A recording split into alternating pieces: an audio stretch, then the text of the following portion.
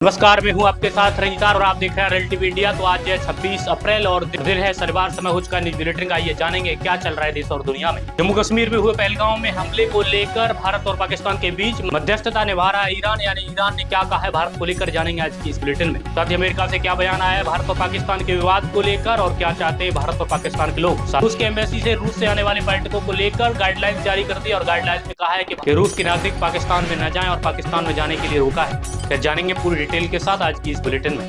साथ ही देश के नेता प्रतिपक्ष राहुल गांधी ने कैंडल मार्च में लिया हिस्सा। कल दिल्ली में हुई थी कैंडल मार्च और उसमें राहुल गांधी के साथ उनके कार्यकर्ता सभी शामिल रहे थे। तो आप लोग हमारे बुलेटिन को कहां से देख रहे हैं कमेंट बॉक्स में जरूर बताइए। साथ ही बुलेटिन को लाइक कीजिए, चैनल को सब्सक्राइब कीजिए। अगर आपने फेसबुक पर फॉलो नहीं किया है तो फेसबुक पर फॉलो जरूर कीजिए। चलिए स्टार्ट करते हैं आज की बुलेटिन को बिना किसी देरी के साथ। आज की सबसे पहली खबर आ रही है दिल्ली से। दिल्ली में नगर निगम के मेयर बने बीजेपी के राजा इकबाल सिंह ने। बीजेपी नेता राजा इकबाल सिंह ने दिल्ली नगर निगम के मेयर पद का चुनाव जीत लिया है और इस चुनाव में इकबाल सिंह को 133 वोट मिले हैं, जब कांग्रेस उम्मीदवार मनदीप को सिर्फ 8 वोट मिले। वही 1 वोट अमान्य घोषित कर दिया गया है और रिपोर्ट के अनुसार आम आदमी पार्टी ने मेयर चुनाव के लिए अपना उम्मीदवार नहीं उतारा था। वही खबर आ रही है दिल्ली से। यानी दिल्ली में विश्व हिंदू परिषद के संस्थापक सदस्य डॉक्टर देवेश प्रकाश आर्य ने की दिल्ली की मुख्यमंत्री श्रीमती रेखा गुप्ता जी से मुलाकात। सबसे पहले तो उन्होंने दिल्ली की मुख्यमंत्री बनने पर उन्हें शुभकामनाएं दी और साथ ही आगामी कार्यक्रम को लेकर निवेदन पत्र भी दिया है। आपकी जानकारी के लिए बता दें कि डॉक्टर देवेश प्रकाश आर्य जगत के मूर्धन्य विद्वान और साथ ही कन्याओं को स्कॉलरशिप दिलाने के लिए तत्पर रहते हैं। देवेश प्रकाश आर्य ने 50 से ज्यादा कन्याओं को स्कॉलरशिप दिलाई और उनकी पढ़ने में काफी ज्यादा मदद की है। स्वामी दयानंद सरस्वती के सपने को साकार करने के लिए देश भर में प्रचार और प्रसार के लिए काफी सहयोग करते रहते हैं और इसीलिए वेद प्रचार और आर्य समाज के आगामी कार्यक्रमों को लेकर दिल्ली की मुख्यमंत्री रेखा गुप्ता जी से की मुलाकात। वही अगली खबर भी आ रही है दिल्ली से। दिल्ली में जज को मिली जान से मारने की धमकी। यानी कि दिल्ली की एक अदालत में न्यायाधीश को द्वारका के करोला इलाके में 2 अज्ञात लोगों ने तथाकथित तौर पर जान से मारने की धमकी दी है और जिसके बाद FIR दर्ज की गई है। FIR के मुताबिक 2 लोगों ने जज के सामने अपनी कार रोकी और कई बार हॉर्न बजाया और उन्हें जान से मारने की धमकी देकर फरार हो गए। वही खबर आ रही है देश के राष्ट्रपति द्रौपदी मुर्मू को लेकर। यानी राष्ट्रपति द्रौपदी मुर्मू ने वेटिकन सिटी पहुंचकर दिवंगत पोप फ्रांसिस को दी श्रद्धांजलि। यानी राष्ट्रपति द्रौपदी मुर्मू ने शुक्रवार को वेटिकन सिटी पहुंचकर सेंट पीटर बेसिलिका में दिवंगत ईसाई धर्मगुरु पोप फ्रांसिस को श्रद्धांजलि दी है। वह शनिवार को पोप के अंतिम संस्कार में भी शामिल होंगी और विदेश मंत्रालय के प्रवक्ता रणदीप जायसवाल ने एक्स पर इसकी जानकारी दी और उन्होंने राष्ट्रपति मुर्मू द्वारा पोप फ्रांसिस को श्रद्धांजलि देने की तस्वीर भी शेयर की है। अगली खबर आ रही है ईरान को लेकर। यानी पहलगाम हमले के बाद भारत और पाक के संबंधों को तनाव के बीच ईरान ने की मध्यस्थता की पेशकश। यानी ईरान ने पहलगाम हमले के बाद भारत और पाकिस्तान संबंधों में तनाव के बीच मध्यस्थता करने की पेशकश की है और ईरान के विदेश मंत्री सैयद अब्बास अरगची ने कहा कि हमारे दोनों देश हमारे अच्छे पड़ोसी हैं और जिनके बीच सदियों पुरानी सांस्कृतिक और अभ्यासगत संबंध हैं। उन्होंने कहा कि हम दिल्ली व इस्लामाबाद के बाद में अपने अधिकारियों के जरिए दोनों के संबंधों को बेहतर करने के लिए तैयार है। फरारी अमेरिका को लेकर इस्लामी आतंकवादियों को दबोचने में भारत की मदद करेगा US। यानी पहलगाम हमले को लेकर उसकी तुलसी गबार्ड ने बताया। यानी पहलगाम जम्मू कश्मीर में हुए आतंकी हमले के बाद अमेरिका ने भारत का साथ देने का ऐलान किया है और निदेशक तुलसी गबार्ड ने एक्स पर लिखा कि पहलगाम में 26 लोगों का निशाना बनाकर किए गए इस्लामी आतंकी हमले के खिलाफ हम भारत के साथ खड़े हैं और हम इस हमले के जिम्मेदार आतंकियों को पकड़ने में भारत का समर्थन करेंगे। वही कैसे बना आदिल पहलगाम आतंकी हमले का मास्टरमाइंड। यानी 7 साल पहले वैध तरीके से पाकिस्तान गया था। न्यूज 18 के मुताबिक पहलगाम हमले में शामिल आतंकी अनंतनाग जम्मू कश्मीर निवासी आदिल हुसैन 2018 में वैध तरीके से पाकिस्तान गया था और वहां से गायब हो गया।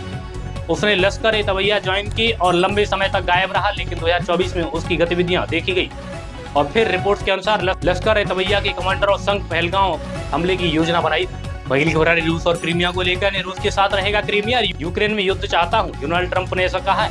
यानी अमेरिकी राष्ट्रपति डोनाल्ड ट्रंप ने कहा कि क्रीमिया रूस के साथ ही रहेगा।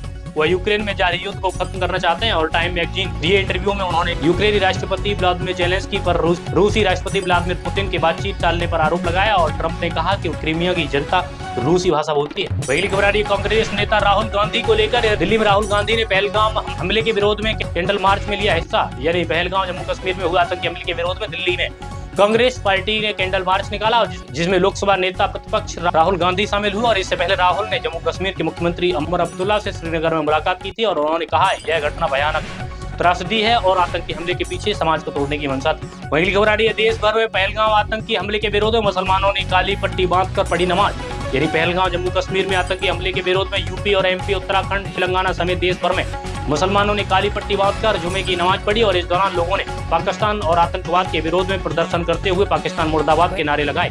मुस्लिम समुदाय ने भारत सरकार से आतंकी संगठनों के खिलाफ कड़ी कार्रवाई करने की मांग की। अगली खबर आ रही है रूस और पाकिस्तान को लेकर, यानी पाकिस्तान में रूस के दूतावास ने जारी की एडवाइजरी और कहा पाक आने से बचें रूसी नागरिक।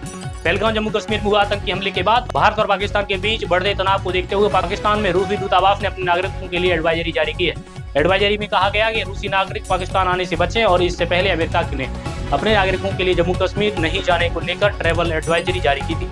अगली खबर आ रही भारतीय विदेशी मुद्रा को लेकर, यानी भारत का विदेशी मुद्रा भंडार 8.31 बिलियन बढ़कर 686.14 बिलियन डॉलर पर पहुंच गया है। भारत का विदेशी मुद्रा भंडार 18 अप्रैल को खत्म हुए सप्ताह में 8.31 बिलियन डॉलर से बढ़कर 686.14 बिलियन डॉलर हो गया है। आरबीआई ने बताया कि भारतीय लगातार 7वें सप्ताह विदेशी मुद्रा भंडार में वृद्धि हुई है और आरबीआई के अनुसार विदेशी मुद्रा संपत्ति 3.52 बिलियन डॉलर बढ़कर यानी 578.49 बिलियन हो गए। स्वर्ण भंडार मूल्य 4.57 बिलियन से बढ़कर 84.57 बिलियन डॉलर बढ़ गया है। वहीं खबर आ रही भारत और नेपाल को लेकर, भारत ने पड़ोसी प्रथम नीति के तहत नेपाल को भेजी $2 मिलियन की चिकित्सा सहायता। यानी भारत ने नेपाल के पड़ोसी प्रथम नीति के तहत $2 मिलियन लगभग 17 करोड़ की चिकित्सा सहायता भेजी और इसमें थैलेसीमिया और सिकल सेल रोग के मरीजों के लिए दवाइयां और टीके शामिल है। विदेश मंत्रालय की प्रवक्ता रणदीप जायसवाल ने बताया कि इस पहल के जरिए नेपाल और थैलेसीमिया के टीकों की 13,030 शीशियां भेजी गई। वही खबर आ रही पाकिस्तानी आर्मी चीफ को लेकर, प्राइवेट विमान से विदेश भागा पाकिस्तानी आर्मी चीफ आसिम मुनीर का परिवार।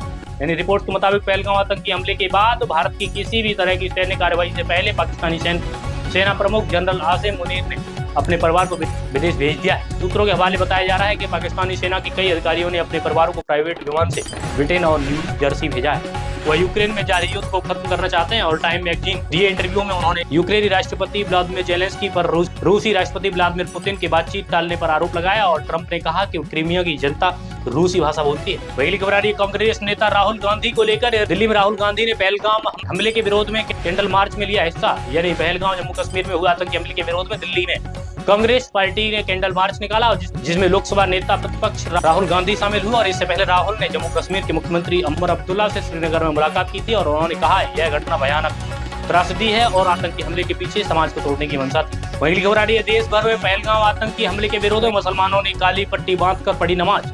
यानी पहलगाम जम्मू कश्मीर में आतंकी हमले के विरोध में यूपी और एमपी, उत्तराखंड, तेलंगाना समेत देश भर में मुसलमानों ने काली पट्टी बांधकर जुमे की नमाज पढ़ी और इस दौरान लोगों ने पाकिस्तान और आतंकवाद के विरोध में प्रदर्शन करते हुए पाकिस्तान मुर्दाबाद के नारे लगाए। मुस्लिम समुदाय ने भारत सरकार से आतंकी संगठनों के खिलाफ कड़ी कार्रवाई करने की मांग की। अगली खबर आ रही है रूस और पाकिस्तान को लेकर, यानी पाकिस्तान में रूस के दूतावास ने जारी की एडवाइजरी और कहा पाक आने से बचें रूसी नागरिक। पहलगाम जम्मू कश्मीर में हुआ आतंकी हमले के बाद भारत और पाकिस्तान के बीच बढ़ते तनाव को देखते हुए पाकिस्तान